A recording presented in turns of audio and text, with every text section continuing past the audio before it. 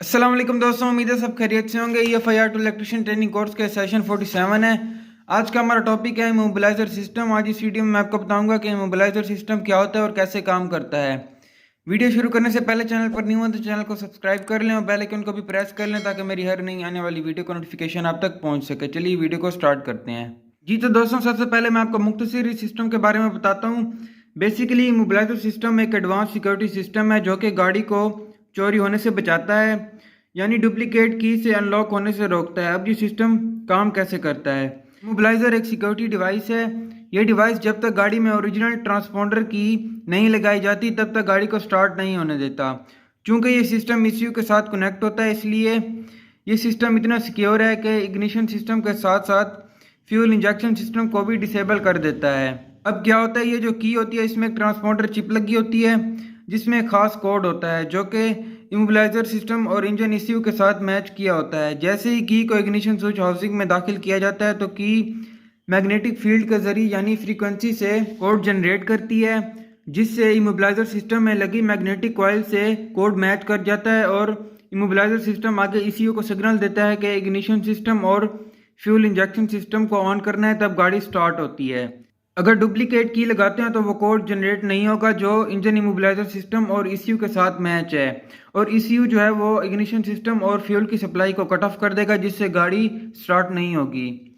इसकी मिसाल आप इस तरह से ले सकते हैं जिस तरह हमारे मोबाइल में सिक्योरिटी के लिए पिन कोड लगा होता है। जब तक सही पिन कोड इंटर ना किया जाए तब तक मोबाइल अनलॉक नहीं होता। सेम इसी तरह इमोबिलाइजर सिस्टम काम करता है। अब चलते हैं इसकी डेफिनेशन देखते हैं।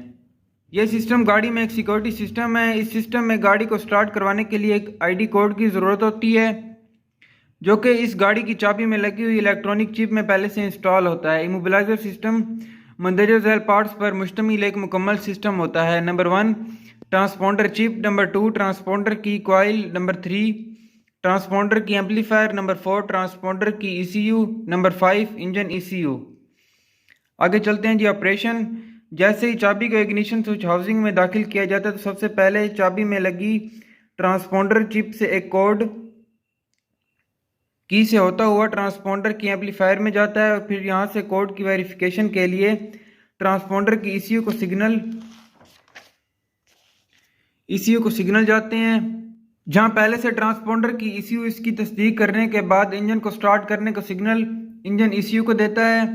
इंजन ECU इग्निशन सिस्टम और फ्यूल सिस्टम को करंट मुहैया करके इंजन को स्टार्ट करवा देता है। जी तो दोस्तों, यह है इमोबिलाइजर सिस्टम की डेफिनेशन।